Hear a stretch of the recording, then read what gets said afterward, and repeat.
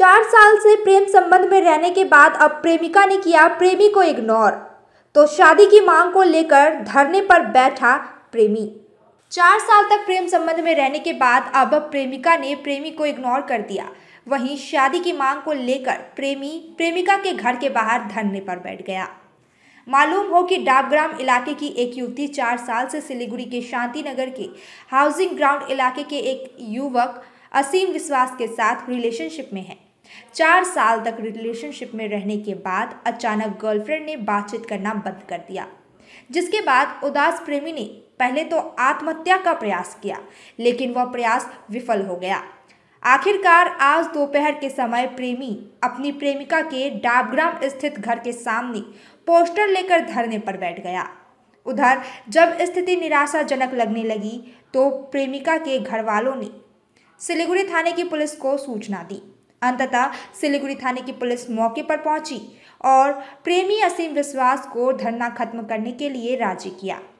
वहीं प्रेमिका की मां का कहना है कि युवती और युवक में सिर्फ दोस्ती का संपर्क था, जबकि प्रेमी युवक का कहना है कि परिवार वालों ने युवती का माइंड वॉश किया है।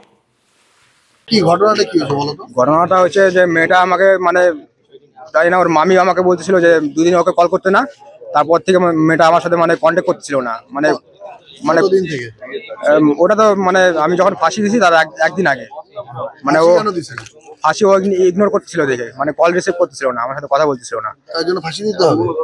কি করবো, ওকে অতটাই ভালোবাসি। কত বছর ধরে ভালোবাসি? 4 বছর ধরে। 4 বছর ধরে তোমাদের সম্পর্ক? হ্যাঁ। 4 বছর বাকি সময় ঠিক ছিল? হ্যাঁ, সব পুরোটা ঠিক। আমাদের রাতে যদি ঝগড়া লাগতো সকালে হয়তো ঠিক হয়ে যেত, এরকম রিলেশন ছিল আমাদের।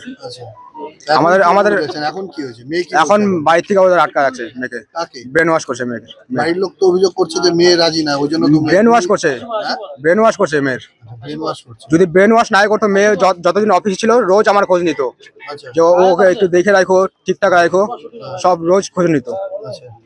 আর এখন কি হচ্ছে? এখন আটকা রাখছে, সব জায়গা থেকে আমাকে ব্লক করে দিচ্ছে না, কন্ট্যাক্ট করবে কি করে। তাহলে এখন তুমি কি চাচ্ছ? আমি যাচ্ছি ওর সাথে আমার বিয়ে দেখ, কারণ ও আমার সাথে 4 বছর ধরে ফিজিক্যাল ছিল। আমি চাই না ও অন্য কারো হোক। তুমি পুলিশের কাছে গিয়েছিলে বা প্রশাসনে কোনো সাপোর্ট দিয়েছো? না, ওরা সেরকম তখন কিছু বলেনি যে আমি ওরকম নেওয়ার মানে তারপরে যখন দেখলাম যে 2 মাস ধরে আমাকে কোনো কন্ট্যাক্ট করে দিচ্ছে না, তারপর আমি লাস্ট এটা যে পদক্ষেপ নিয়েছি। আমার নাম আরেকবার বলো। অসীম বিশ্বাস। বন্ধু হিসেবে মিশছে। ও যদি বিয়ের প্রতিশ্রুতি নিয়ে রাখে সেটা তো আমাদের কিছু করার নাই, বলেন। আর যেখানে মেয়ে চাচ্ছে না সেখানে ও কি করে দাবি করে? 4 বছরই হোক যাইব, যদি একটা মেয়ে যদি না চায় সেটা কোনোদিন ওর কোনো অধিকার হয় না। এগুলো ভুল কথা। 4 বছর ধরে প্রেম, আপনারা জানেন না? আমি এগুলো ভুল কথা। আমি থানায় যাব। গলায় পাশ দিয়ে আত্মঘাতী হওয়ার না, সব ভুল কথা, এগুলো বানানো কথা। আপনারা বুঝতেছেন না। কি পদক্ষেপ নেবেন আপনারা ছিলেন না, পদক্ষেপ নেবেন এখন? আমি থানায় যাব এখন, মোট কথায় বাস। আমি যা করবো থানায় পুলিশ নিয়ে করবো বাস। আপনি মেয়ের কে হন? আমি মা হই। আপনার কাছে যোগাযোগ করেনি এর আগে একাধিকবার? কে? মানে ছেলে যে রয়েছে যোগাযোগ করেনি? আপনি কি জানতেন না মানে প্রেমের সম্পর্ক ছিল দুজনের মধ্যে?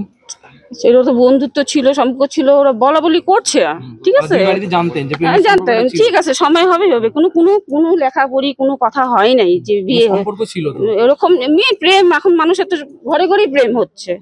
এখন মেয়ে চাচ্ছে না, ওর অনেক ভুল আছে বলেই ও চাচ্ছে না যে আমি ওর সাথে থাকতে পারবো না।